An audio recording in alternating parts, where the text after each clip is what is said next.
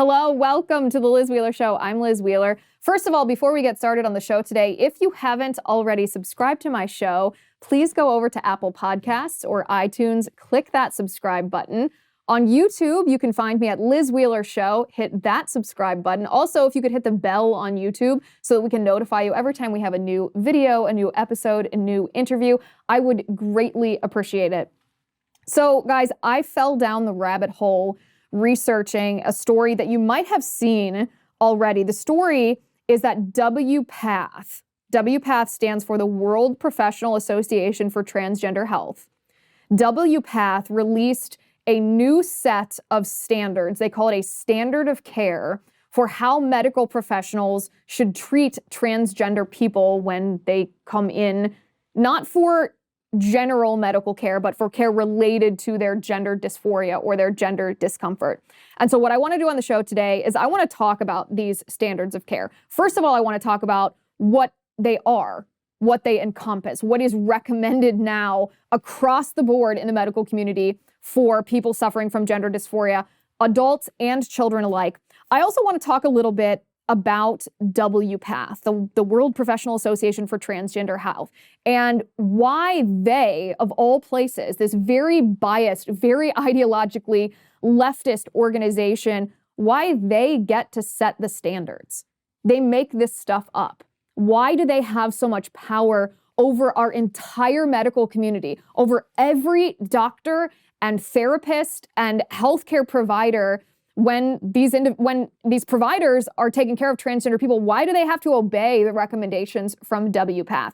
So doing research on this, I fell down the rabbit hole a little bit in regards to who founded WPATH and who WPATH relies on when they invent this criteria for how doctors are forced to treat transgender people when these people come in with gender dysphoria. So I know I say this a lot. The whole thing is kind of bananas, but I want to just walk through it step by step. So let's get to it.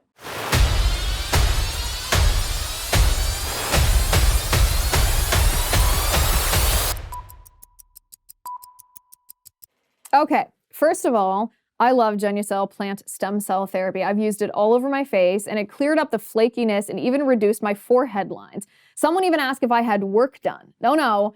Just Genucell. Thank you. That, my friends, is a testimonial from Samantha, who lives in Arcadia, California, raving about her remarkable results. Genucell has sold over 1 million products and counting to women and men across this great country of ours, and everyone falls in love with the results. Whether it's fine lines, forehead wrinkles, dark spots, even those annoying bags and puffiness, they're gone right before your eyes. And best of all, you can see guaranteed results in as little as 12 hours or your money back.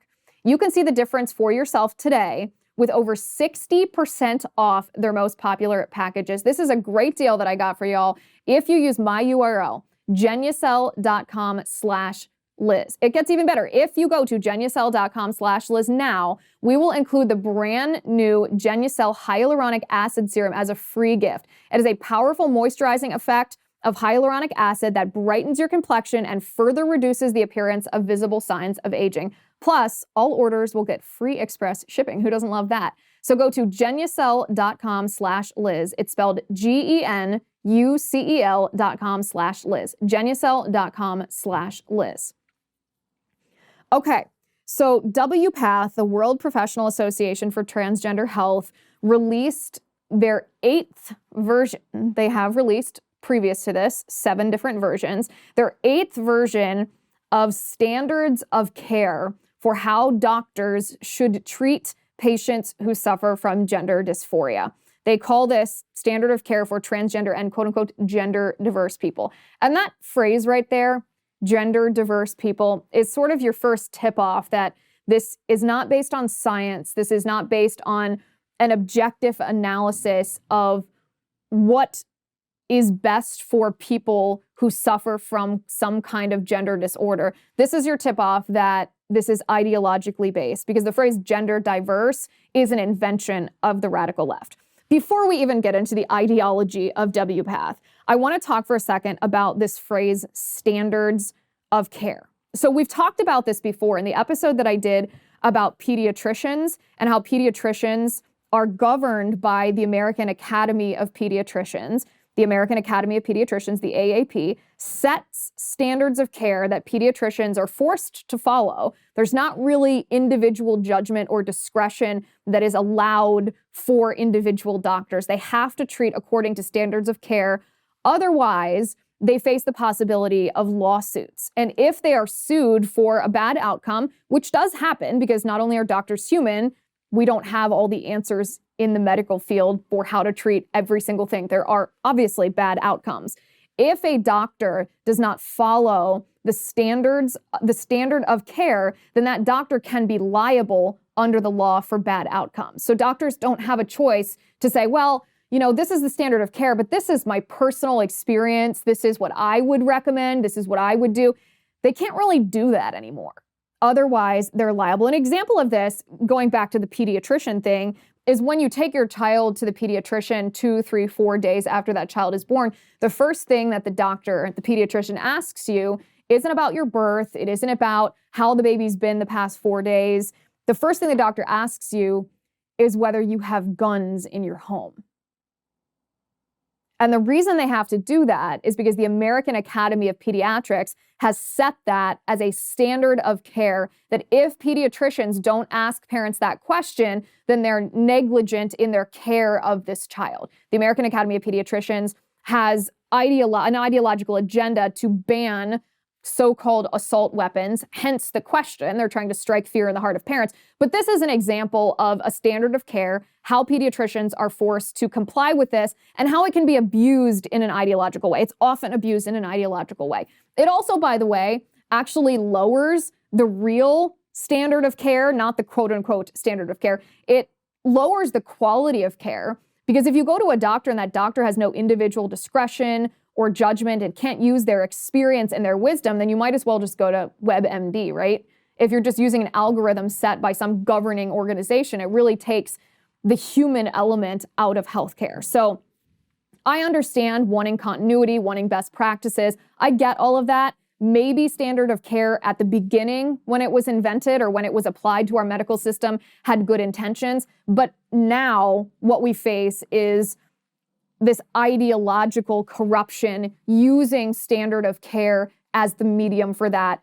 Because standard of care, if doctors don't adhere to it, they can face legal liability. So that's where I want to start here. So when I say that WPATH has released their latest version of standard of care, this is not just a radical leftist organization or a transgender lobbying organization that has said this is what we think should happen when an individual with gender dysphoria visits the doctor. This is not someone's opinion.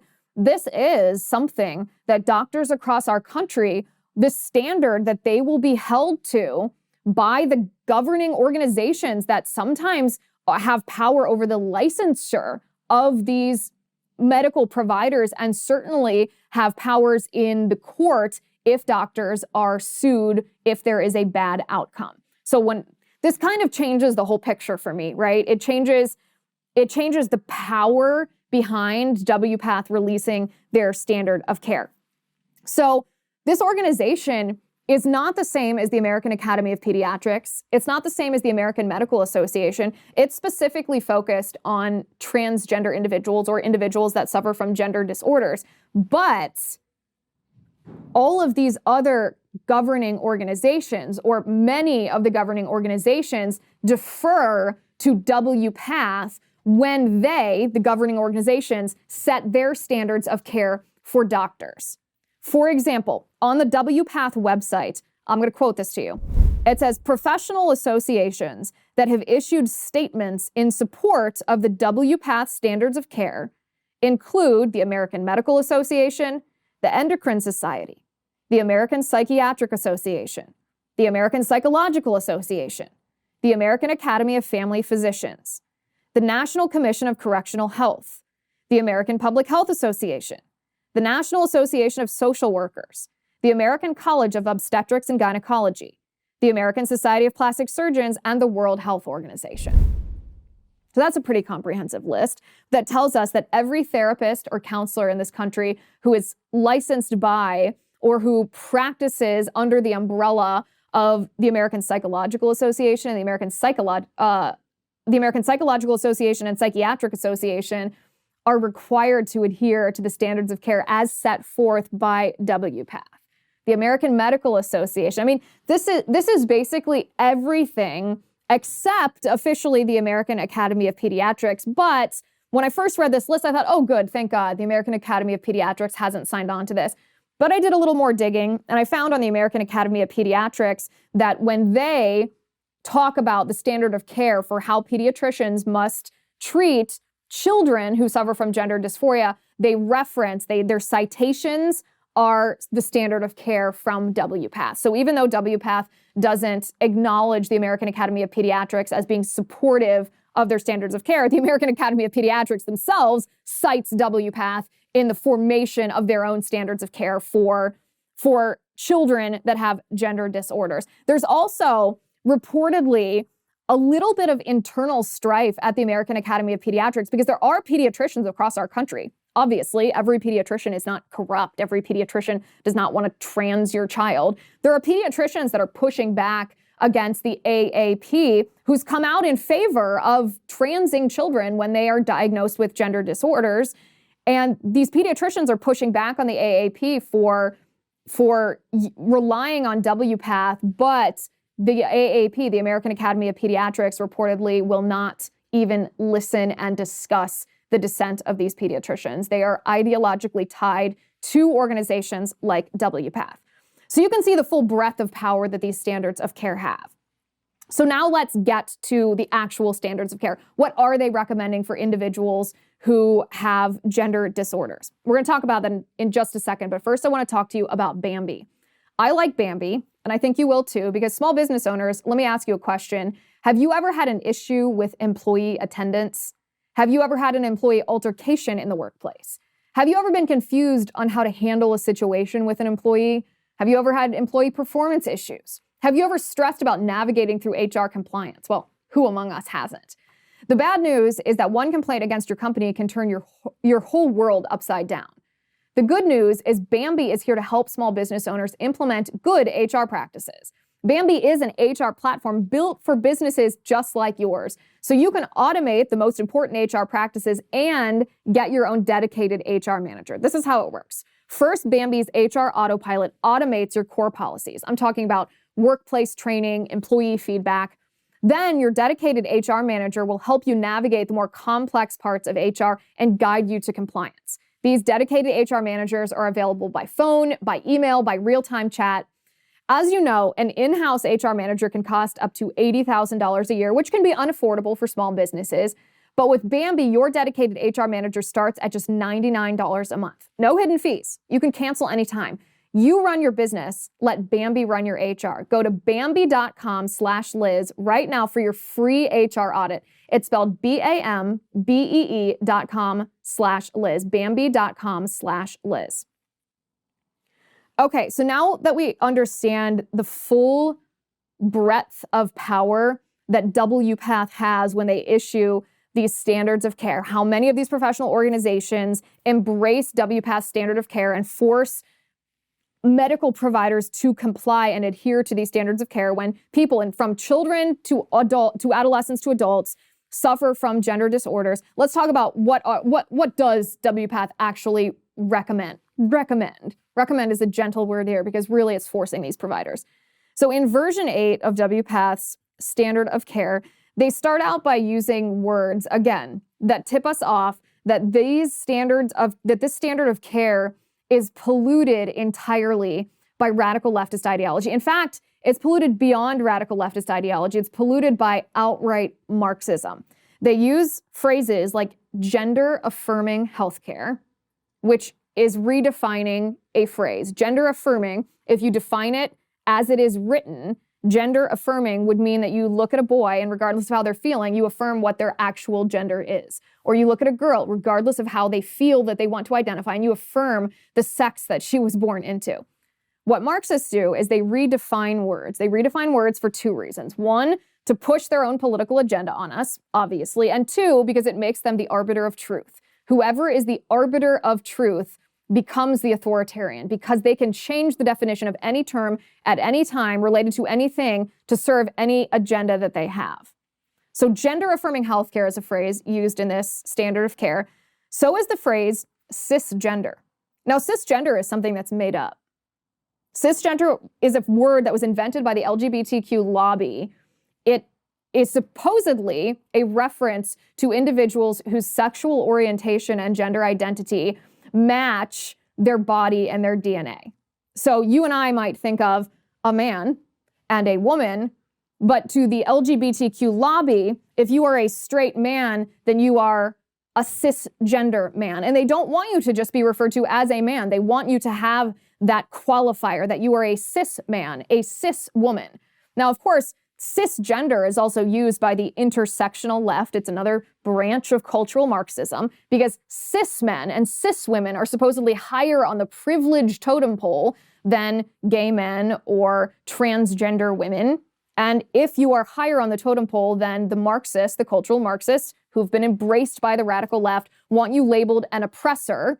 They want to then oppress you in the name of you being an oppressor. So gender affirming is a phrase used. Cisgender is a phrase used. And the most troubling of all, WPATH uses the phrase sex assigned at birth. Now, there is no sex assigned at birth. You were either born male or you were born female.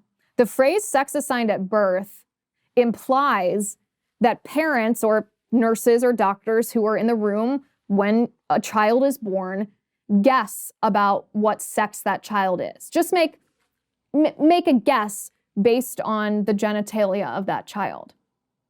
But the implication of the phrase sex assigned at birth is that sex and gender are two different things. That your gender is not correlated with your DNA and your body. That sex is purely how you feel and how you identify. This is not science. This is not medicine. This is quackery. And yet WPATH uses this phrase in their standard of care that's been embraced by all of these governing organizations that then force medical providers all across the country to adhere to these standards of care or else face liability if there is a bad outcome. In this standard of care, this version 8 document, doctors are actually encouraged to tell people who are suffering from gender disorders, not just people, but children even who are suffering from gender disorder, to bind their chest. That is to take a tight wrap to camouflage your breasts, to flatten them so that you don't look like you have a woman's body. Doctors are told to encourage children to make sure that they know what genital tucking is. Genital tucking, this is graphic, I know. If you have children in the room, you might want to turn this down or put it in your ear for a moment. Genital tucking is exactly what it sounds like. When young men are not only taught how to tuck their penises between their legs, but actually push it back up into their body. Now, this may be an obvious thing to say, but in this day and age, obvious things need to be said. This can be very dangerous for young men. And the reason that WPATH wants doctors to enlighten young girls about chest binding and young boys about genital tucking is purely because they want children with gender disorders not to be misgendered. So this has nothing to do with healthcare. It has nothing to do with medicine. It has nothing to do with the treatment of gender dysphoria. It has everything to do with politics. WPATH also advises healthcare professionals to push back on parents who are not supportive of transing their children. The word that WPATH uses is challenge. Doctors are supposed to challenge moms and dads if moms and dads don't want to put their 7-year-old boy on medication, hormone blockers that would chemically castrate him.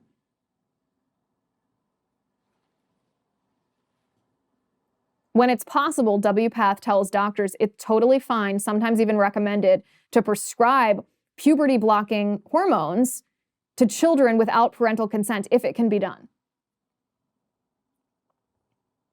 Again, this is not about medicine. This is not about science. This is the politics of the thing. And doctors across our country, medical providers across our country are going to be forced to comply. When it comes to the actual mental health aspect, people that suffer from gender dysphoria or other gender disorders, the majority of the time have significant comorbidities when it comes to mental health care, whether it's anxiety, whether it's depression, whether it's schizophrenia, whether it's bipolar disorder, serious mental health issues. And yet WPATH does not recommend mandatory counseling, even for children and adolescents, young people, before undergoing transing, whether it's hormones or surgery. They said that should never be made mandatory. That should just be optional. Again, remember the statistics. When children who suffer from gender disorders are not transitioned socially or medically or surgically, oftentimes, the vast, vast majority of the time, over 90%, those children recover from their gender disorder by the time they reach adulthood. But of course, part of that is getting the counseling and the mental health care that they need to address their comorbidities. But WPATH doesn't have any interest in what's actually best for these children. Their interest is forcing doctors across the country, whether it's therapists, whether it's counselors, whether it's psychiatrists, whether it's medical doctors, forcing these doctors to push children towards transing, hormones, and then irreversible surgery.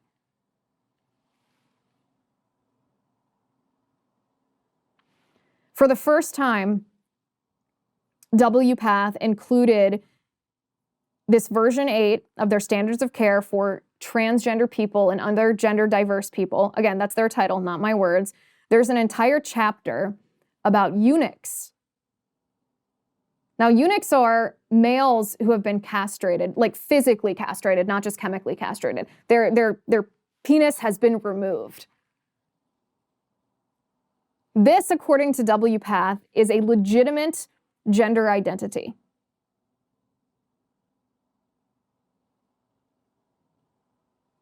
WPATH is setting standards of care for doctors to react when young men or adult men, it always seems more awful when it's children, but it's equally awful when it's an adult. When boys, young men, or full-grown adult males come into the doctor's office and say that they're eunuchs, or that's how they identify, what are doctors supposed to do? Are they supposed to recommend castration, physical castration, so that the man's body can match his supposed gender identity of being a eunuch? We're going to talk more about that in a minute because there is some deep and dirty stuff in the background of WPATH when it comes to this twisted sexual fetish of being a eunuch. And we're going to get to that in just a second, but I want to talk first about the surgeries that are recommended by WPATH. It's not just genital surgeries that are recommended to trans people. There's a whole host of surgeries, meaning a whole host of profit opportunities for the medical industry to cash in on these people suffering from mental disorders. We're going to get to that in just a second, but first I want to talk to you about ExpressVPN. I like ExpressVPN because it keeps my family and our information safe when we're on the internet. When you go out online without a VPN, let me use an analogy here. Internet service providers can see every single website you visit, and they can legally sell that information without your consent to ad companies and tech giants who then use your data to target you. So if you go online without ExpressVPN, it's like going to the bathroom with the door open. Yeah, you want to keep your business private. But when you use ExpressVPN, internet service providers cannot see your online activity because your identity is anonymized by a secure VPN server. Your data is also encrypted for maximum protection, so you are safe. The app itself is super easy to use. You don't have to worry about being technologically savvy. All you do is fire up the app and click one button. This works on all your devices, on your phone, on your laptop, even your router, so that everyone who shares your Wi-Fi connection can be protected. I like ExpressVPN because it keeps my family and our personal information safe when we are online. Secure your online activity today by visiting expressvpn.com/Liz. It's a great deal that I got for you. You can get an extra 3 months free if you visit expressvpn.com/Liz. That's expressvpn.com/Liz for an extra 3 months free. Okay, so the surgeries that are recommended by WPATH's new standard of care for transgender and gender diverse people are the ones that we're familiar with: a mastectomy, which is the removal of healthy breasts, a hysterectomy, which is the removal of a healthy uterus, a vaginoplasty, and a phalloplasty. That is the creation of a neovagina or a neophallus, which is a fake penis that they basically staple on the outside of an otherwise healthy young girl. So those we're familiar with. We've heard about these surgeries. We've heard about the enormous rates of complications that come with these surgeries, just really horrific stuff, lifelong health issues, because you really can't mutilate your body like that and expect it just to work, just to take, just to be. And it doesn't work. That's not how our bodies were created. But other surgeries that are recommended by WPATH are voice surgery to make your voice either more masculine or your voice more feminine, an augmentation of your jaw, of your face, to make your face look more masculine if you're a boy. If you're a girl and you want to appear as a boy, WPATH recommends that you get implants in your calves to make your legs look more masculine. Liposuction is recommended to contour your body into the shape that you want it. And then, of course, there's the other cosmetic procedures that WPATH recommends as part of transing care. That would be a brow lift, a hair transplant, lip shortening. All of these surgeries, and as I'm reading through this list on this version 8 of WPATH standard of care recommendations, I think to myself, how much money is the medical field going to make off of the mental health issues of these people who are suffering from gender disorders? How much do each of these surgeries cost? How much profit do hospitals and doctors and big pharma make off of each and every one of these procedures that is somehow medically recommended, insinuating that it's medically necessary for the treatment of gender dysphoria? Imagine telling someone that a jaw augmentation is a necessary part of your health care because you have a mental health problem. In another world, we as a society acknowledge that people who had too much cosmetic surgery, they butchered their face until they were unrecognizable. They had too big of breast implants. They had butt implants that were unrealistic. They removed their ribs so that they could have a tighter waist. There's always stories of young women who have so much plastic surgery to try to look like a Barbie or to try to look like Kim Kardashian. We acknowledge that this is a mental health problem, that they would try to mutilate their bodies to the point that they look fake. They look like someone they're not. How do you marry that having plastic surgery to mutilate your body for those reasons is a problem, and then at the same time, we have recommendations from WPATH embraced by all these these governing organizations of different aspects of medicine that say that no, you need all this kind of plastic surgery to look like someone that you're not, as long as you identify as gender diverse. This is what's so bananas. A couple of hours after WPATH released these recommendations, they issued 3 pages of corrections. Just a couple of hours after. You have to wonder who exactly called them up, where all the angry emails came from. But there are 3 pages of recommendations. I want to read some of the recommendations so that we can establish the pattern of what all of the corrections are related to. This is what they say. On page S48, the following text was removed. With the aforementioned criteria fulfilled, the following are suggested minimal ages for gender-affirming medical and surgical treatment for adolescents. 14 years and above for hormone treatment, estrogens and androgens, unless there are significant compelling reasons to take an individualized approach when considering the factors unique to the adolescent treatment timeframe. 15 years and above for chest masculinization, that's a mastectomy, unless there are significant compelling reasons, etc., etc. 16 years and above for breast augmentation, facial surgery as part of gender-affirming treatment. 17 and above for mediodiplasty, orchidectomy, vaginoplasty, hysterectomy, and frontoorbital remodeling as part of gender-affirming treatment. 18 years or above for phalloplasty unless there are significant compelling reasons to take an individualized approach, etc., etc. Each of those corrections has something in common. What is it? They remove the minimum age requirement that WPATH recommended doctors adhere to. So that's page 1. Go to page 2. On page 2, it says, on page S65, the following text was removed. 14 years and above for hormone treatment, 15 years and above for chest masculinization, 16 years and above for breast augmentation, 17 and above for vaginoplasty, hysterectomy, 18 years and above for phalloplasty. Again, removing the minimum ages.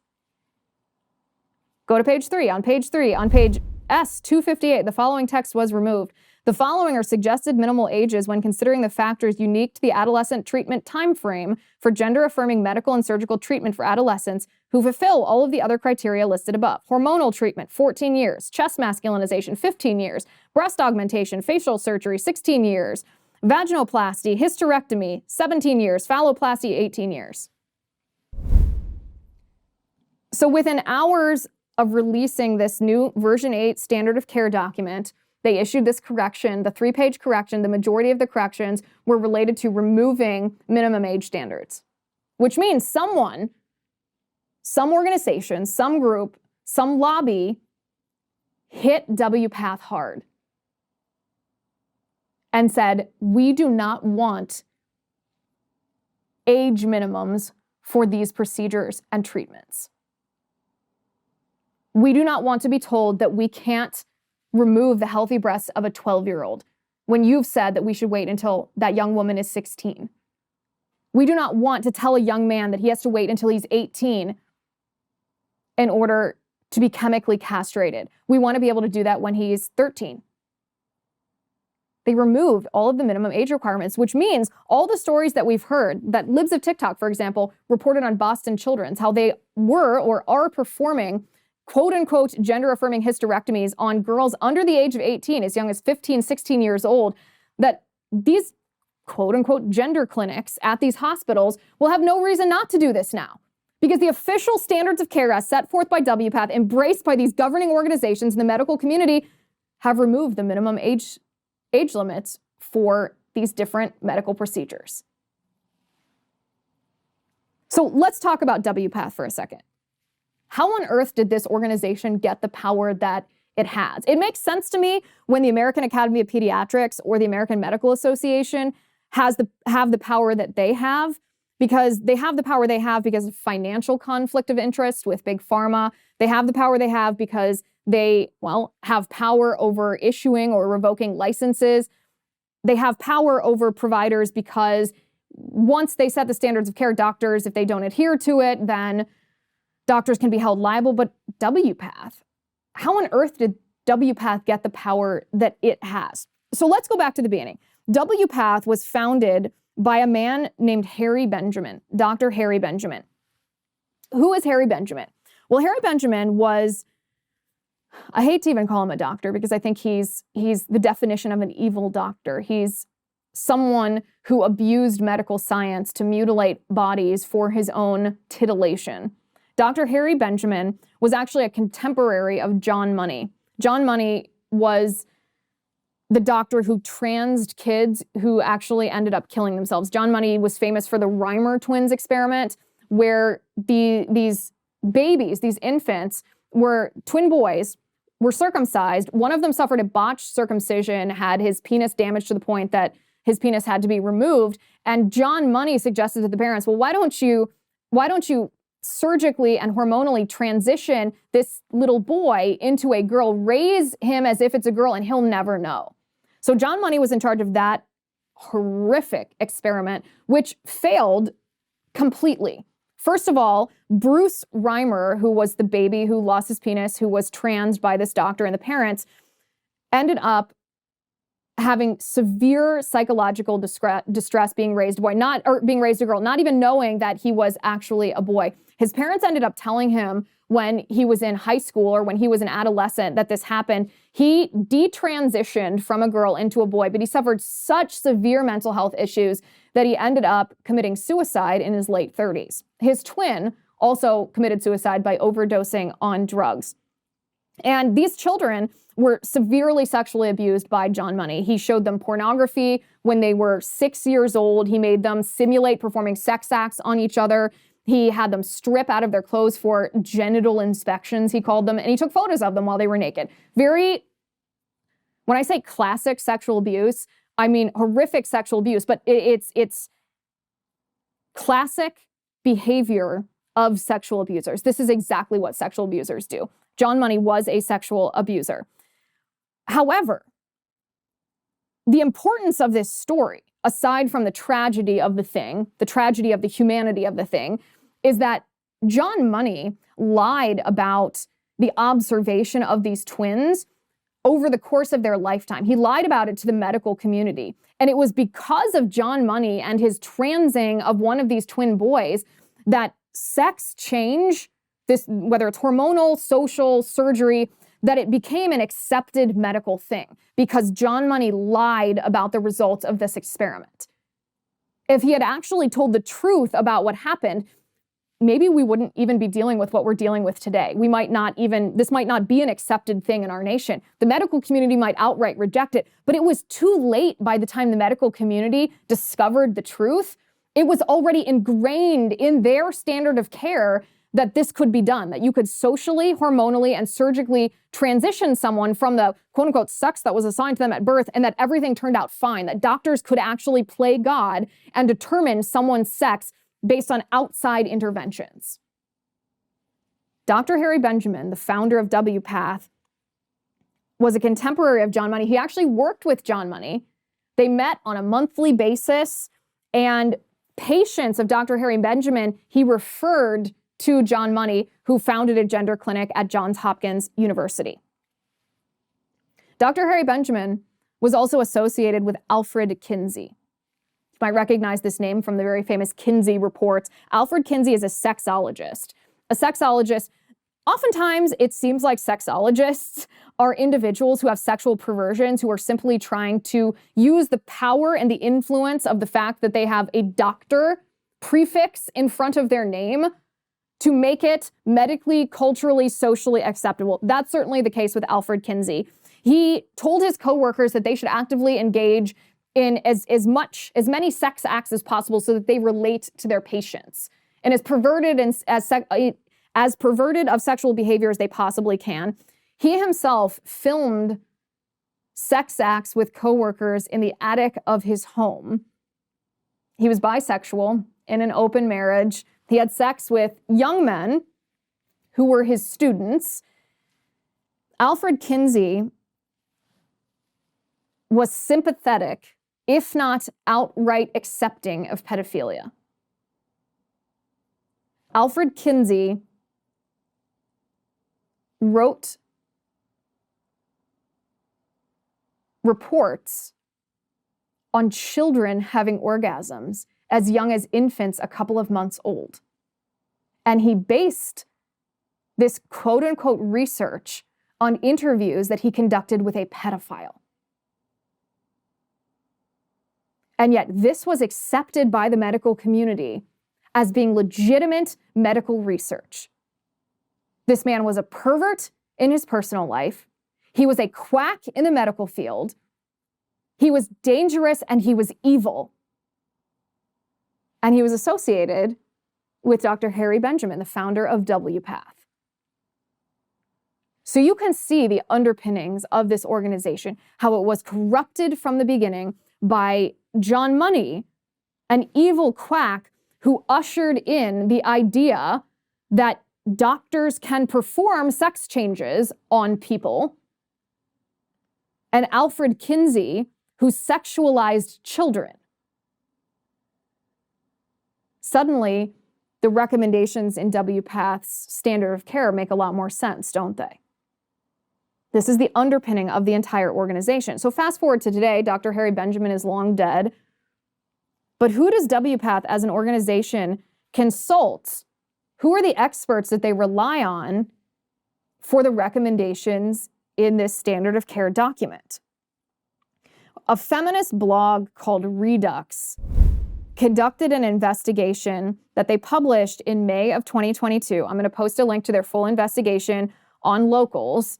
You can find that. I'll post it for free for anybody who wants to go over there. You don't have to be a VIP. You can just go over there and click on the link if you want to see their full investigation. Redux conducted an investigation and found that WPATH consulted members of a forum, an online forum, and this forum is called the Eunuch Archive. What is the Eunuch Archive? The Eunuch Archive is a sexual fetish forum that focuses on castration. So the sexual fetish of the sickos who are members of this group, they get their jollies by either being castrated themselves or by castrating others, including castrating children. When I say there's an element of pedophilia in this, Redux got access to the VIP part, not just the public part, but the VIP part of the Eunuch Archive, and found that they have a section called the Fiction Archives, where people post, members of this forum post their sexual fantasies. In these sexual fantasies posted on the Eunuch Archives Fiction Archives section, there are fantasies of sexual abuse of children. In fact, you can choose what category of fantasy you'd like to read, and one of the categories is minors.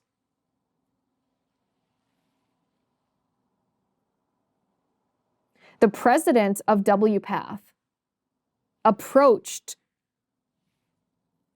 longtime members of the Eunuch Archive Castration Fetish Forum to consult on the standard of care for people whose supposed gender identity is a eunuch.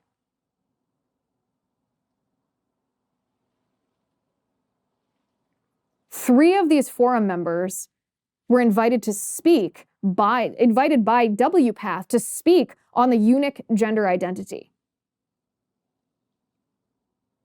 And these Eunuch Archive Castration Forum members are cited by WPATH in their standard of care. This is sick, sick stuff. This standard of care is being embraced by our medical community. It's being foisted on doctors who, against their will, are forced to adhere to these standards or else risk the liability of a lawsuit of not providing care that is the standard of care for quote-unquote gender diverse individuals. If we don't expose the corruption in the medical community, from big pharma to the governing organizations like the American Academy of Pediatrics, the American Medical Association, the American Psychological Association, the American Psychiatric Association, and all the rest, then what we are going to face in our country is the only healthcare that we're going to be able to access for our children is going to be this.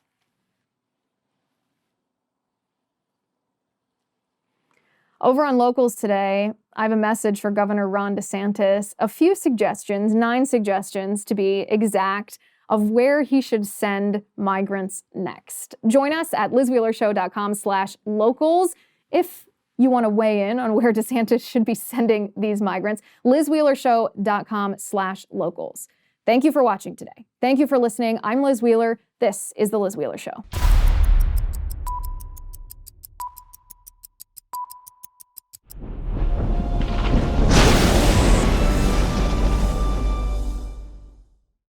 If you haven't already, give this video a thumbs up, hit the subscribe button below, and ring the bell to make sure you never miss a video.